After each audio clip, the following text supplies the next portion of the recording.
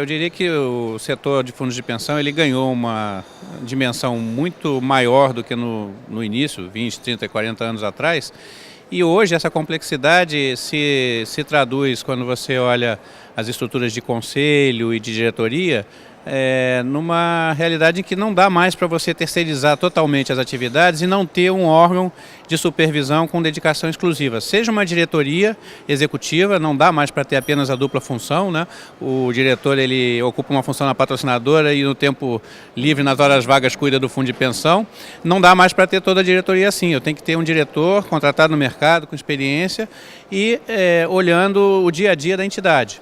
E no nível do conselho, a gente pode pensar na figura do conselheiro independente, porque o conselheiro independente ele não é um custo muito alto, como eu apresentei, ele está na faixa de 3 mil a 10 mil por mês, dependendo do número de reuniões que o fundo tem, dependendo do porte também, mas ele é um conselheiro que pode trazer um valor imenso para a entidade com a experiência que ele tem. E talvez até descendo um pouquinho mais no nível operacional, que não é bem o foco de um conselho, mas no caso dos fundos de pensão cairia bem. Ele agregaria muito valor para esses fundos pequenos, que terceirizam tudo, no sentido de mitigar riscos, trazer as experiências que ele tem de mercado. E normalmente são pessoas mais velhas com muitos quilômetros de estrada.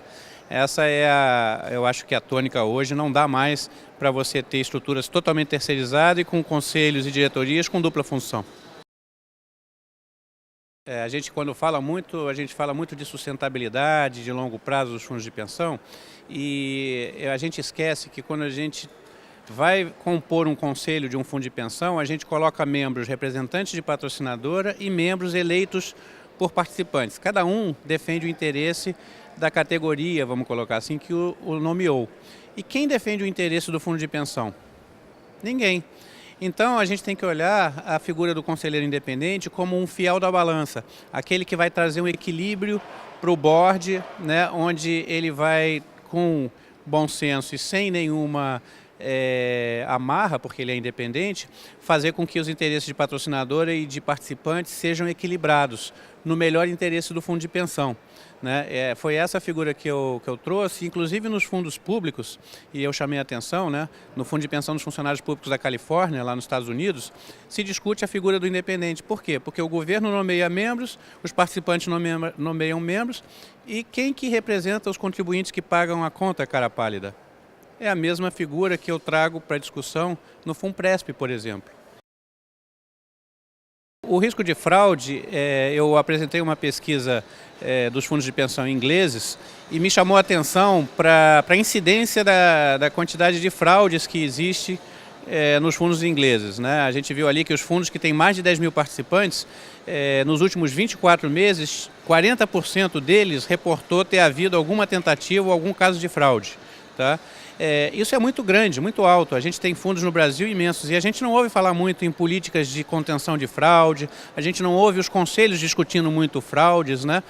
Na Visãoprév já tivemos alguns casos no passado de tentativas, mas assim, a gente tem tentado colocar políticas para a prevenção de fraudes, conscientização dos conselhos, e a gente não ouve falar muito disso. Foi isso que me chamou a atenção quando eu vi a pesquisa inglesa, que é repetida todo ano e que inclusive mostrou que de 2011 para 2012 a quantidade de tentativa de fraudes nos fundos aumentou 55% na Inglaterra. Eu acho que valeria aí uma pesquisa no Brasil. E o outro risco, que é o risco operacional, e aí eu vou me focar muito mais na concessão e manutenção da folha de benefícios e da concessão e manutenção de empréstimos, que são o core business dos fundos de pensão, atividades básicas. A gente, quando fala de risco, a gente está no nível conceitual, a gente mitiga, a gente põe controles.